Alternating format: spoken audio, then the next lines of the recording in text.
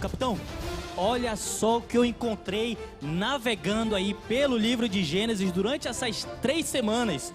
Um baú do tesouro cheio de perguntas curiosas que talvez alguns dos nossos navegantes possam ter feito.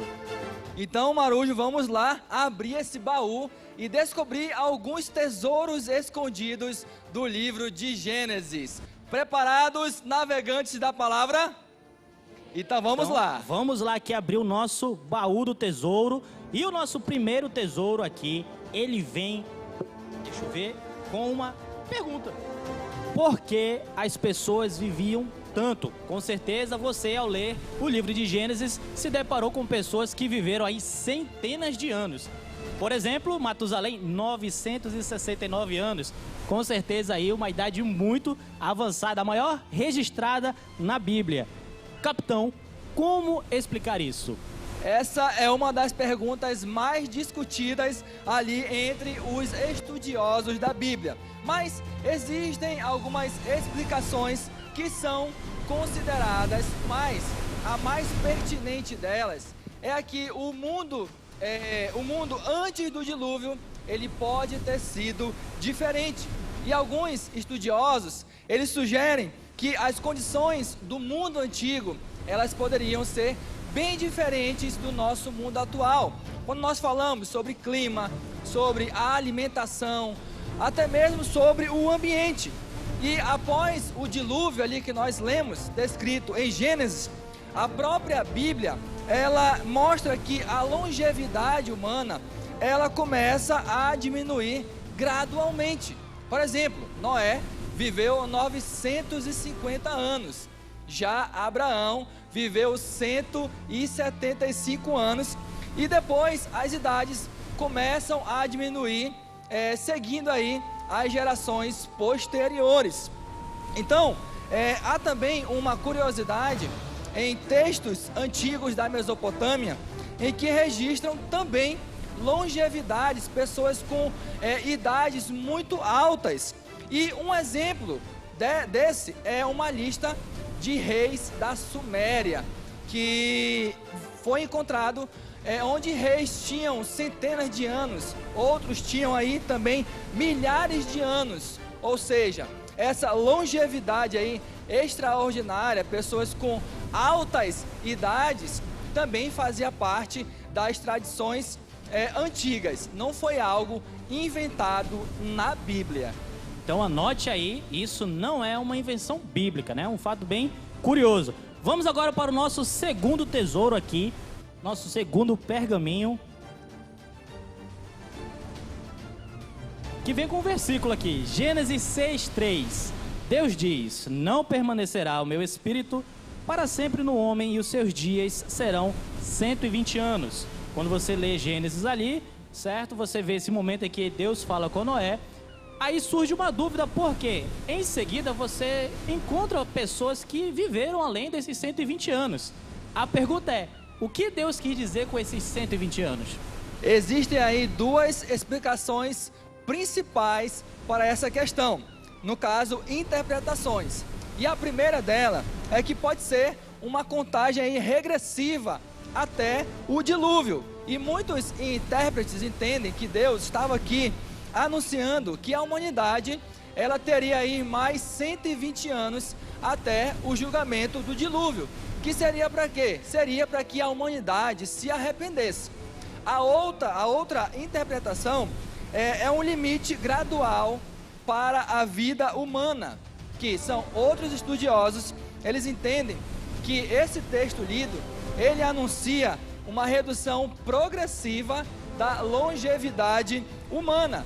E se nós observarmos aí as genealogias bíblicas, depois do dilúvio, nós percebemos algo interessante. Nós percebemos que as idades, elas vão diminuindo geração após geração. Seja então aí para uma contagem regressiva, ou então uma regressão da idade da humanidade, Deus está estabelecendo ali limites para toda a população daquele mundo. Vamos agora para o nosso próximo tesouro aqui, nosso próximo pergaminho, que diz respeito à Arca de Noé. Com certeza você leu ali e você viu as incríveis dimensões, né, narradas na Bíblia. Antes disso, talvez você tenha tido ali a imagem que a arca, ela era uma coisa pequena, com poucos animais, mas a Bíblia diz algo bem diferente, não é isso, capitão? Verdade, e é com certeza aí bem mais amplo. Nós trouxemos aqui a imagem para vocês verem, que aí, a Gênesis 6,15 diz que a arca teria aí 300 côvados de comprimento, 50 côvados de largura e 30 côvados de altura. Se nós fôssemos fazer a conversão dessas medidas para as nossas medidas atuais, seriam aí cerca de 135 metros de comprimento, seriam 23 metros de largura e 13 metros de altura. Isso equivale aí aproximadamente à capacidade de centenas de vagões de trem de carga. E nós colocamos, inclusive aqui com a ajuda da IA, com certeza muito usada ultimamente, colocamos o vagão ali para simular aí ao lado da arca, para nós termos uma noção do seu tamanho. E um outro detalhe interessante é que a arca, ela tinha aí 3 andares, e isso fazia com que ampliasse, se tornasse maior o seu espaço interno. E também, tratando dos animais que foram aí dentro dessa arca, vamos considerar uma ovelha, que é um animal de médio porte. Na arca, caberiam aí em torno, cerca de 36 mil ovelhas. É muita ovelha, na verdade, 36 mil. E, trazendo para a atualidade, os engenheiros, analisando aí essas dimensões da arca, observaram que essas medidas proporcionam uma maior estabilidade, né, em meio àquelas turbulentas ondas ali daquele dilúvio. Vamos agora para o nosso último tesouro aqui, do nosso baú do tesouro. E tem todo um contexto aqui. Trata da história ali que Deus fala com a família de Ló, né, Sodoma e Gomorra. Deus desce para verificar se aquilo que ele ouviu falar a respeito de Sodoma e Gomorra procedia, né? Era verídico. Os anjos desceram, verificaram, não tem jeito, tem que destruir aqui. E os anjos falam para a família de Ló: sai daqui que a gente vai destruir, tacar fogo aqui. Só tem uma condição aqui: não olhe para trás. E o que a mulher de Ló faz? Olha para trás e ela vira uma estátua de sal. Agora, capitão, isso daí foi literal ou não? Isso é uma pergunta também muito interessante. Por quê?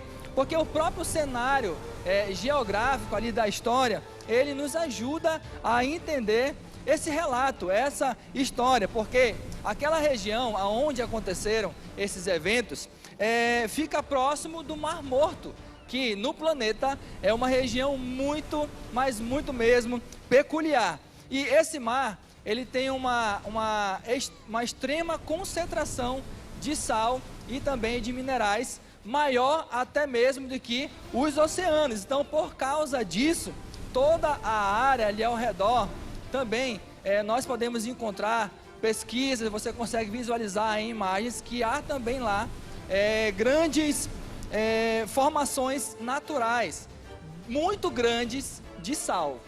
E o que ajuda a ter toda essa concentração de sal é que aquele Mar Morto, aquele ponto, é o ponto mais baixo da Terra. Ele fica ali cerca de 400 metros, mais de 400 metros abaixo do nível do mar. Ou seja, tudo fica ali acumulado. E essa quantidade de sal faz jus ali, dá sentido ao seu nome, do Mar Morto, que é impossível ter qualquer tipo de vida ali, seja planta, animais marinhos, peixes, né? E isso também aumenta em muito a densidade. Talvez você já tenha visto aí na televisão que as pessoas flutuam, né, devido à grande concentração de sal. Exatamente. Uma outra curiosidade a respeito dessa região é que lá existe uma formação famosa, conhecida como a Mulher de Ló, e que recebeu, obviamente, esse nome por conta desses relatos que nós encontramos aí na Bíblia. Claro que essa formação que recebe lá esse nome, não pode se dizer que historicamente, de fato, ali está a Mulher de Ló, mas com certeza mostra algo muito interessante. Mostra que aquele ambiente geológico, daquele local ali, ele combina perfeitamente com as descrições que nós encontramos na Bíblia. Capitão, durante essas 3 semanas navegando pelas curiosidades de Gênesis, nós descobrimos algo muito importante. A Bíblia, ela não é apenas um livro antigo, somente isso. Ela é um mapa que aponta para a história entre Deus e a humanidade. Então nós estamos chegando ao final do nosso quadro Navegantes da Palavra, e o nosso desejo é que vocês continuem aí navegando pelas Escrituras, porque quem aprende a navegar na palavra nunca mais se perde nos mares da vida. Então, até ano que vem, se o nosso grande comandante nos permitir.